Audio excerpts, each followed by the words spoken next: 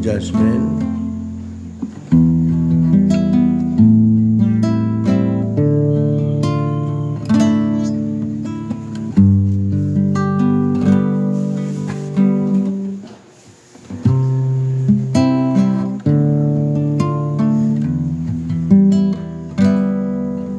Share na lang na para yung iba ay maabot natin.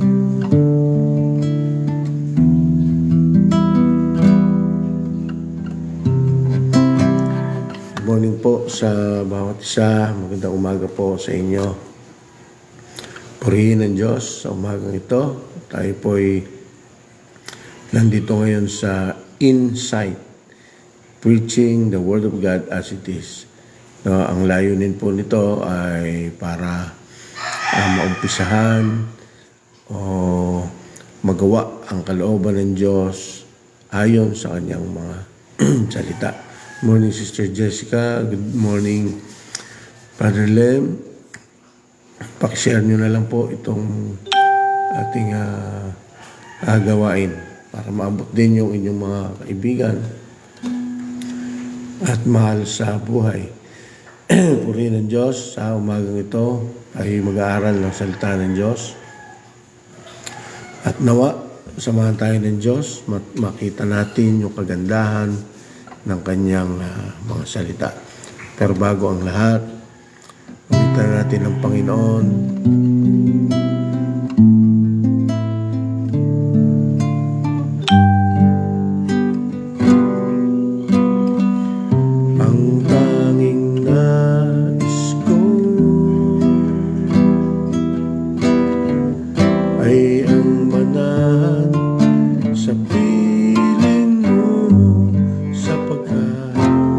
Sa'yo lang matatagpuan ang tunay na kapayapaan. Ang tanging nais ko ay ang manahan sa piling mo, sapagkat sa'yo lang mararanasan ang tunay na kapahingahan. Ang nais ko'y sa piling mo, ayaw ko nang mawawalay sa iyo. O Jesus, dinggin mo ang dalangin ng puso ko. Ang nais ko'y sa piling mo, ang nais ko'y sa piling mo. Ayaw ko nang mawawalay sa iyo. O Jesus, dinggin mo ang dalangin ng puso ko. Ang nais ko'y sa piling mo.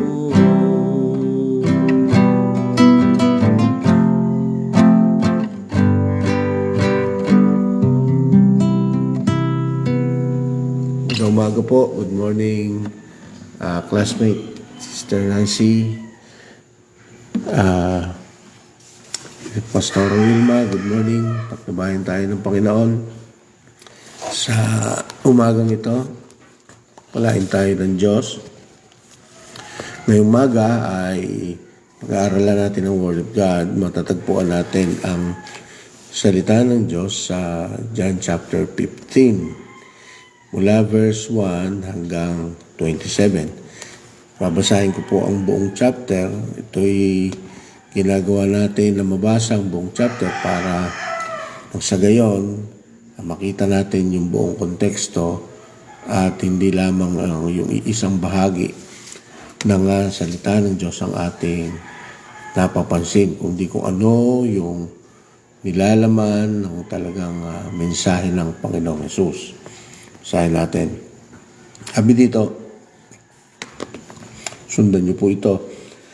Ako ang tunay na puno ng ubas at ang aking ama ang tagapag-alaga. Ang bawat sanga sa akin na hindi nagbubunga ay iniaalis niya, at ang bawat sanga na nagbubunga ay nililinis niya upang lalong magbunga. Kayo'y malilinis na sa pamamagitan ng salita ng aking sinasabi sa inyo. Kayo manatili sa akin at ako'y sa inyo, gaya ng sanga na hindi magbubunga buhat sa kanyang sariling maliban nakakabit sa puno. Gayun din naman, kayo malibang kayo'y manatili sa akin. Verse 5. Ako ang puno ng ubas, kayo ang mga sanga, ang nananatili sa akin, at ako'y sa kanya ay siyang nagbubunga ng marami, sapagkat kung kayo'y hiwalay sa akin, ay wala kayong magagawa. Kung ang sino man ay hindi manatili sa akin, siya'y tinatapong katulad ng sanga at matutuyo. At sila ay titipunin at ihahagi sa apoy at masusunog. Kung kayo'y manatili sa akin at ang mga salita ko'y manatili sa inyo, hingin ninyo ang anumang inyong nais at ito'y gagawin para sa inyo. Sa pamamagitan nito'y naluluwalhati ang aking ama, na kayo'y magbunga ng marami at maging mga alagad ko. Kung paanong minahal ako ng Ama, ay gayon din naman minamahal ko kayo. Manatili kayo sa aking pagmamahal. Verse 10. Kung tinutupad ninyo ang aking mga utos, ay mananatili kayo sa aking pag-ibig, gaya ng aking pagtupad sa mga utos ng aking Ama, at ako'y nananatili sa kanyang pag-ibig. Ang mga bagay na ito ay sinabi ko sa inyo upang ang aking kagalakan ay mapasa inyo at ang inyong kagalakan ay malubos. Ito ang aking utos, na kayo'y magmahalan sa isa't isa gaya ng pagmamahal ko sa inyo. Walang mahigit pang dakilang pag-ibig kaysa rito, na ibigay ng isang tao ang kanyang buhay dahil sa kanyang mga kaibigan. Verse 14, kayo'y aking mga kaibigan kung ginagawa ninyo ang mga bagay na aking iniutos sa inyo.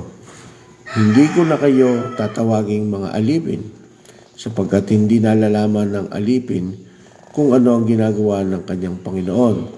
Ngunit tinatawag ko kayong mga kaibigan, sapagkat ang lahat ng mga bagay na narinig ko sa aking Ama ay ipinaalam ko sa inyo. Verse 16. Ako'y hindi ninyo pinili, ngunit kayo'y pinili ko, at itinalaga ko kayo upang kayo'y humayo at magbunga.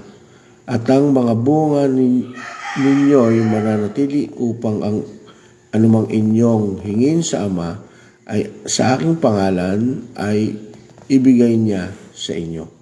Ang mga bagay na ito ay iniuutos ko sa inyo upang kayo'y magmahalan sa isa't isa. Verse 18. Kung kayo'y kinapupuutan ng sanlibutan, ay alamin ninyo na ako muna ang kinapuutan nito bago kayo. Kung kayo'y taga-sanlibutan, iibigin kayo ng sanlibutan na parang sa kanya.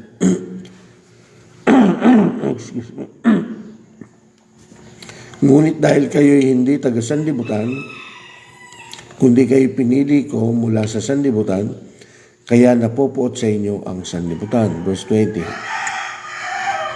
Alalahanin ninyo ang mga salitang sinasabi ko sa inyo. Ang alipin ay hindi higit na dakila kaysa kanyang Panginoon. Kung ako'y kanilang inuusig, kayo man ay kanilang uusigin din.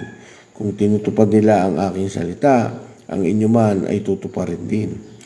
Subalit ang lahat ng mga bagay na ito ay gagawin nila sa inyo dahil sa aking pangalan, sapagkat hindi nila nakikilala ang nagsugo sa akin. Kung hindi ako dumating at nagsalita sa kanila, ay hindi sana sila nagkasala. Subalit ngayon wala na silang maidadahilan sa kanilang kasalanan. 23. Ang napopuot sa akin ay napopuot din sa aking Ama. Kung ako'y hindi gumawa sa gitna nila ng mga gawang hindi ginawa ng sino man, hindi sana nila hindi sana sila nagkaroon ng kasalanan. Subalit ngayon ay kanilang nakita at kinapuotan nila ako at ang aking Ama. Ito ay upang matupad ang salitang nasusulat sa kanilang kautusan. Ako'y kinapuotan nila ng walang kadahilanan. 26, subalit kapag dumating na ang mga aliw na aking susuguin sa inyo mula sa Ama, ang Espiritu ng katotohanan na mula sa Ama, siya ang magpapatotoo tungkol sa akin. At kayo rin ay magpapatotoo sapagkat kayo'y nakasama ko buhat pa ng simula. Purihin ng Diyos. Good morning po sa inyong lahat. Muli, aralin natin yung Kaya nga yung awit natin ay patungkol sa pagnanasa ng isang tunay na Kristiyano na manatili sa Panginoong Hesus. Kasi walang ibang magandang bagay sa tao. Maganda yung tinatamasa ng tao, pero kapag wala ang Panginoong Hesus sa kanyang buhay, ay ito na yung pinakamalungkot na bahagi ng kanyang buhay. Kahit na tayo'y mayaman, kahit tayo'y maluwag sa kahit anumang bagay, may katalinuhan, may katanyagan, makamtan man natin, sabi nga ng Biblia, ang sanlibutan kung ang kaluluwa mo na may mapasa impyerno, hindi yun mabuti para sa isang tao. Kaya nagtuturo ang Panginoon dito na ang pananatili sa Kanya ay pinaka-the best na bagay na mangyari sa isang tao. Tandaan natin, sino ba yung kayang manatili? Yung nasa Kanya na. No? Good morning po, Pastor Marcel. Ang kaya lang manatili sa Panginoon ay yung nasa Kanya na. Kapag ang isang tao ay wala pa sa Panginoon, hindi pa tumatanggap, bagamat kilala niya ang pangalang Jesus, pero hindi pa ipinamumuhay, hindi pa tinatanggap sa kanyang buhay, hindi pa siya talaga makakapanatili. Sabi doon sa verse 1, ako ang tunay na puno at ang aking Ama ang tagapag-alaga. Ang bawat sanga sa akin na hindi nagbubunga ay niaalis niya. At ang bawat sanga na nagbubunga ay nililinis niya upang lalong magbunga. Walang iba pong pwedeng pagsaligan ng kahit ano kundi ang naisalig na, ang nailagay na, ang panulukang bato, ang Panginoong Hesus. At siya inihalin tulad din sa isang source o puno na kung saan dapat na tayo ng mga anak niya ay nakakabit. At hindi lang basta nakakabit, tayo ay nagpapalinis sa Panginoon. Tuwi na sa pamamagitan ng kanyang mga salita, sabi ng Biblia, sa verse 3, kayo malilinis na sa pamamagitan ng salita na aking sinabi sa inyo. Ang Word of God, no? Ito yung naglilinis, ang salita ng Diyos.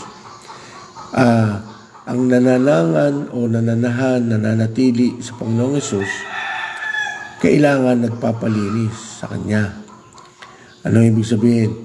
Laging binabasa ang Word of God at ginagawa ito. Kasi ito lang po yung tanging paraan para malinis tayo. Kagaya ng salamin, ihinalin tulad ang salita ng Diyos sa isang salamin, na kapag wala ang salita ng Diyos, hindi mo makikita yung dumi ng iyong mukha. No? Mananatiling may dungis. Kapag binasa mo ang salita ng Diyos, kahalintulad yan ng pagharap sa salamin. Na makikita mo yung dumi at maaalis mo yon dahil nakita mo na. Ganun din ang Word of God. Inahalintulad yan ng Panginoong Hesus sa paraan ng Diyos ng paglilinis sa atin. Ngayon, Yung mga natutuyo na mga sanga, ito ay indikasyon na wala siyang nakukuhang sustansya mula sa puno. No? Kaya siya namamatay. Kasi habang may sustansyang nakukuha sa puno, ay patuloy na mayayabong at magbubunga, magiging sariwa. No? Indikasyon ito na yun mismong sanga ang tumigil kumuha ng sustansya.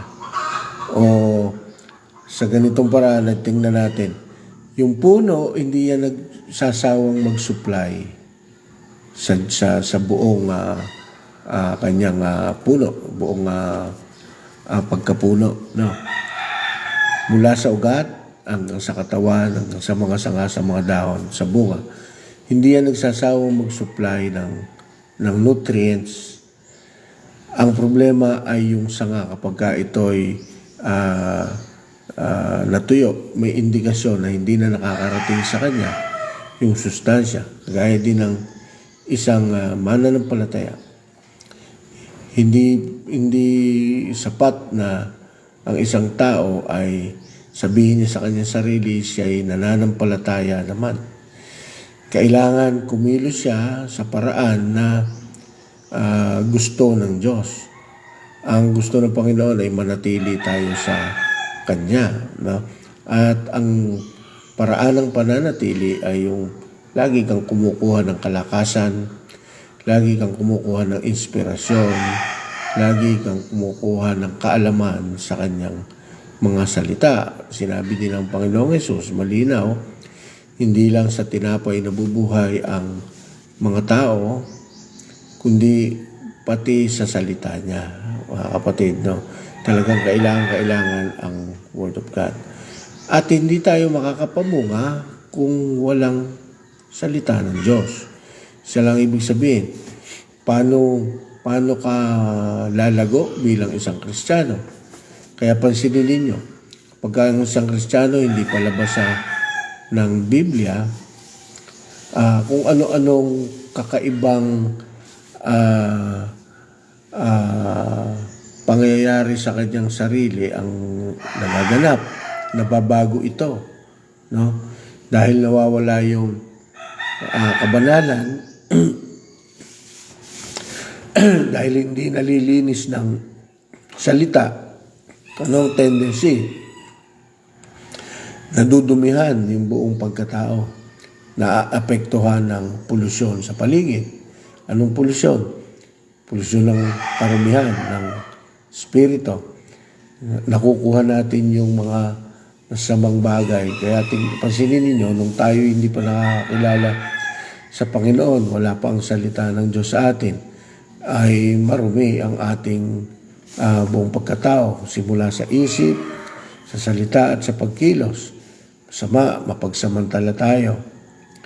At ang gusto natin lagi nung araw, makalamang tayo sa kapwa. Dahil doon, yun ang ugat kung bakit hindi natin kayang mahalin ang kapwa natin. Ang pagmamahal natin nung araw ay iba, hindi kagaya ng pagmamahal natin ngayon. Ang pag-ibig natin ngayon ay may kasamang pag-unawa, may kasamang sakripisyo. Samantalang nung araw, hindi pa natin kilala ang Panginoon, di pa tayo nananatili sa Kanya. Ang pagmamahal natin ay puro makasariling pagmamahal na ang gusto lang natin ay yung ating nakakamtan. Pero ngayon iba na. Ang gusto ng Panginoon, tayo na mismo ang sumusuko at nagpapalinis sa Kanya. Sa paraan na yon, mga kapatid, ay magkakaroon tayo ng bunga. No? Unang bunga, mababago yung ating mga sarili. Pangalawang bunga, makaka-impluwensya tayo sa mga tao dahil makikita nila yung dating tayo at mapapatunayan na nila na hindi na tayo kagaya ng dati. Kaya kung magsasalita tayo ng mga salita na mula sa kanyang Biblia, maniniwala sila. Hindi magiging fake ang tingin nila sa atin kasi kung ano yung sinasabi ng Biblia, ginagawa natin. Hindi rin po magiging mabuti kasi kung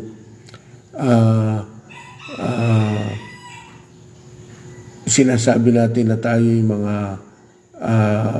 sa Diyos, pero hindi makikita yung salita na nanggagaling sa atin. Talagang you cannot give anything that you do not have. Hindi ka talaga po pwedeng makapagbigay ng isang bagay na wala ka. Okay?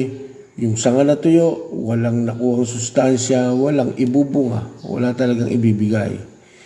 Yung taong hindi nagbabasa ng salita ng Diyos, hindi nakikinig sa salita ng Diyos, walang sustansya ang kanyang spirito, wala talaga siyang maibabahagi. Kaya nakakalungkot kapag ang isang tao ay nagsasabing siya sa Diyos, ngunit wala namang maibahagi tungkol sa mga kaalaman patungkol sa Diyos. Na ang makikita dito ay kabulaanan sa sarili o yung pagiging fake na Kristiyano, hindi tunay na Kristiyano. Ganun ang mangyayari. At kung tayo mananatili sa Kanya, mga salita, mga kapatid, pansinin niyo yung sinabi sa verse 7, kung kayo'y mananatili sa akin at ang salita ko'y mananatili sa inyo, hingin ninyo ang anumang inyong hingin, nais, at ito'y gagawin para sa inyo. Mga kapatid, subok na subok ko po ang bagay na ito bilang anak ng Diyos, bilang mananampalataya, bilang isang taong nananatili sa kanyang mga salita. Kung ang pag-asa, mga kapatid, ng tao ay puro sa sanlibutan, pwede siya nitong biguin. Pwedeng dumating sa pagkakataon na may mga bagay kang kailangan pero hindi maibibigay sa iyo ng Diyos. Dahil una, hindi nananatili ang salita niya sa iyo. Alam yon ng Diyos. Malalaman yon ng all-knowing God. No? Ang omniscient God. Malalaman niya na ikaw ay kulang sa kanyang mga salita. Kaya the desires of your heart, hindi lahat makakamtan. May mga pagkakataong hindi iiral ang milagro sa buhay mo. Oo, mga kapatid, tayo naghahanap buhay. Kumikita tayo ng pera, pero yun ay wages. Yun ay katapat ng iyong pinagtrabahuhan. O 8 oras kang nagtrabaho, yun ang sasahurin mo. Hindi pa nga ganun eh. Minsan dinadaya pa tayo ng sanlibutan. Yung pinagtrabahuhan natin ng mahabang oras, ang ibabayad sa iyo ay yung regular wage lang. Kahit minsan lumalagpas ka sa paghahanap buhay. Iyan nga iyang panuntunan ng sanlibutan. Ano siya? Makasarili. Pero ang Diyos, mga kapatid, kahit hindi mo pa pinagtatrabahuhan ang isang halaga, ipagkakaloob niya na niya ito sa iyo. Ano ang dahilan? Dahil ikaw ay nananatili sa kanyang salita. Dahil tinatanggap mo ang salita, nagpapatuwid ka sa kanyang salita, isinasabuhay mo yung kanyang salita. Hindi po sinungaling si Lord na nagsasabing yung nais mo ay ipagkakaloob sa iyo. Hindi po mali yung salita na yon, tama po yon. Hindi lang ito nasusubukan at nararanasan ng iba. Yung Matthew 6:33 na sinasabi, sabi doon, seek ye first the kingdom of God and His righteousness, and all these things shall be added unto you. Totoo po yun. Yung iba kasi ay humihinto sa pagsisik. No? Ang sinik lang ay yung pagpunta sa simbahan, hindi na sinik yung katuwiran. Hindi po kailangan masik yung buo. Tama po yun. Kailangan manatili sa sanga. Walang pag-aalinlangan at talagang 100% na nangahawakan. Ganon din yung sinabi ng Ama kay Josue. Sabi ng Diyos kay Josue, huwag hahayaan na mawala o hindi makapanatili ang aklat, ang salita ng kautusan. Sabi, bulay-bulay nito araw at gabi. Para kung ito'y magawa mo, no? Kasi nabasa mo, gagawin mo, dumating sa iyo ang tagumpay. Yan.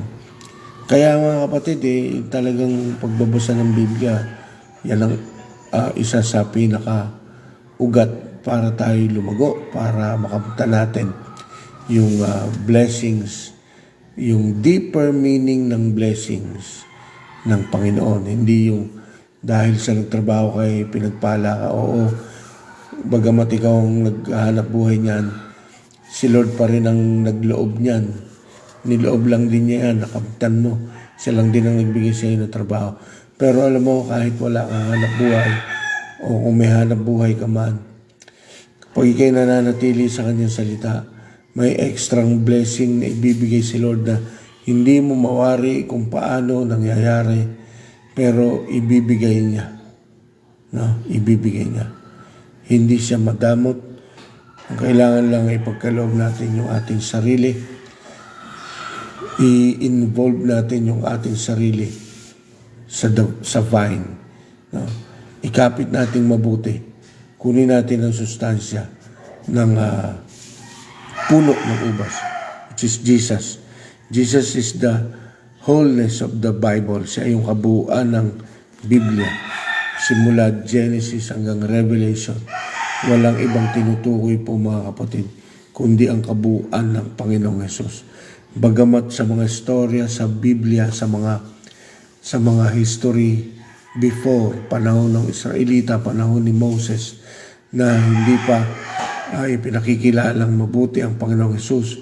Pero sa loob ng mga kwento, makikita mo na nandoon ang tinutukoy na anak ng Diyos. Nandoon ang Panginoong Hesus. Kaya napakahalaga na manatili tayo sa Panginoong Hesus. Mapalad tayo. Ipinakilala ng Panginoon sa atin, bagamat tayo mga hintil, na ipakilala na ng Panginoong Hesus ng lubos sa atin ng Panginoong Hesus. Kaya wala nang maidadahilan ng kahit sino pa man para salita ng mga bagay na pwede nilang gamitin upang makapangatwiran. Mga kapatid, hindi na po pwede. Nagawa ng Panginoon. Binigay na ang anak ng Diyos. Kailangan na lang natin manatili sa Kanya. Wala pong ibang pwedeng maging source ng kabutihan, ng katuwiran, ng pagpapala, ng kagandahan ng buhay, ng material na blessing, ng sustenance, ng provisions. Wala pong ibang pwedeng pagmulan kung hindi ang Panginoong Hesus. At nasubukan na po natin yan sa maraming pagkakataon. Minsan dumating sa pagkakataon pa nga na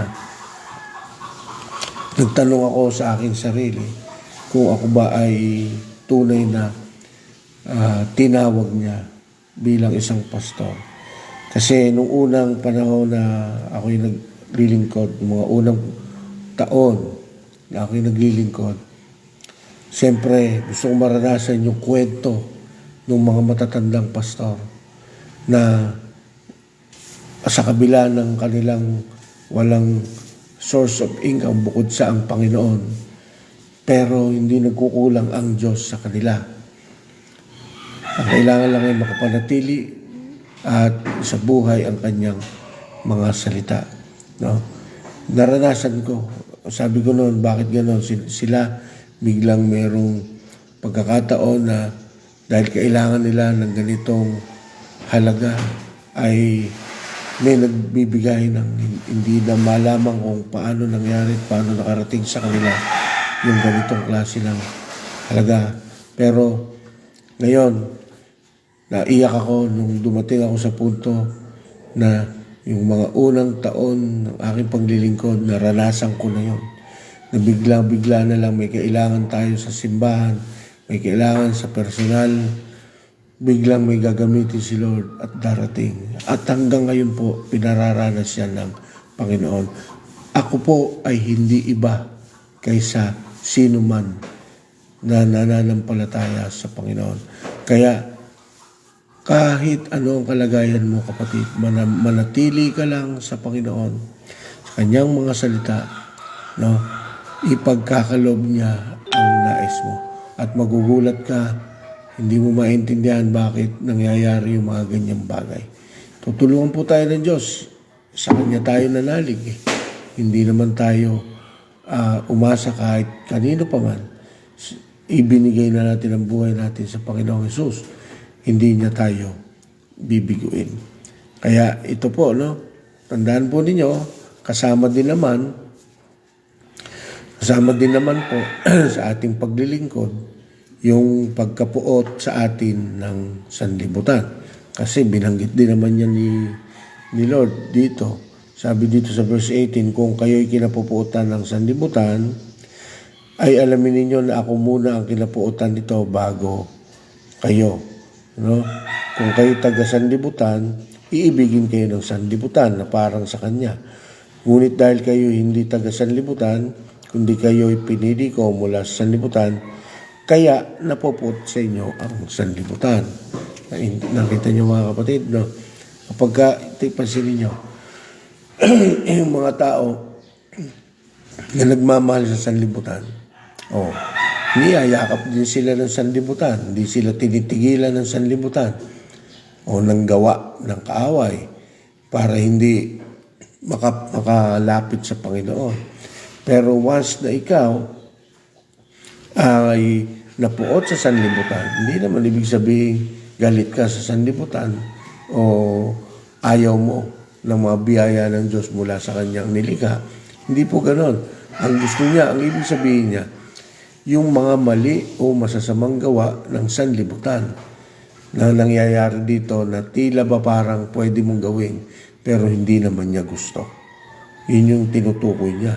Kaya dapat mapuot ka sa mga bagay na ayaw ng Panginoon. Sa bagay na yun, madadamay tayo talaga. Mapupuot din ang sanlibutan sa atin kasi hindi na tayo tiga rito. Hindi tayo ay strangers na. Talagang pag ang stranghero dumating sa isang tao, alop siya. Ganon din ang sanlibutan. Dahil tayo stranghero sa kanya, hindi niya tayo tatanggapin. Ang tanging tatanggap lang sa atin, yung kagaya natin. No? At yan ay nagkakaunawaan, mga kapatid, sa binanggit din dito. Yung mga taong may pag-ibig. No? May pag-ibig. Ako naniniwala po, marami ding taong mababait kahit hindi pa nakakakilala sa Panginoon. Pero, hindi lubos yung kanilang kaalaman ng kabaitan kasi hindi pa tumutubo doon yung tunay na pag-ibig na ibinigay ng Panginoon. Good morning po, Sister Lucy. God bless po sa inyo. Good morning po sa inyo. Kaya nga po tayo kinapupuotan ng sanlibutan dahil minahal natin si Jesus Christ. At yung ginagawa natin na pananatili sa Panginoon, nagiging hudyat yan sa kanila na tayo usigin nila at kapuotan nila. Pero wag po tayong mabahala, mga kapatid. Wag po mababahala ang kahit sino man. At tayo'y mahal ng Panginoon at hindi niya tayo pababayaan. Marami pong salamat sa inyo. kayo'y laging nandyan, nagbabasa ng salita ng Diyos, dumadalo sa kanyang mga gawain.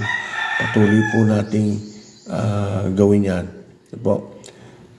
Sa pagtatapos po ng mensaheng ito, papaalala ko po yung gawain mamayang gabi, alas 7, prayer meeting po natin. Magyaya po tayo. Bukas po ang mga pastor ng DFC Pandi na sana sasakupan ito ay may meeting po tayo. Alas 9 ng umaga ang umpisa. At sa darating na linggo, pagkatapos po ng ating gawain sa umaga, magyaya po kayo ng mga tao na dadalo sa hapon, alas 6 ng hapon, dito din po sa ating church. Magyaya po kayo. Meron po tayong couples fellowship. Ito'y hindi basta fellowship, kundi para na rin ito magiging seminar. May question and answer. Mayroong pagtatalakayan sa mga bagay patungkol sa mga mag-asawa.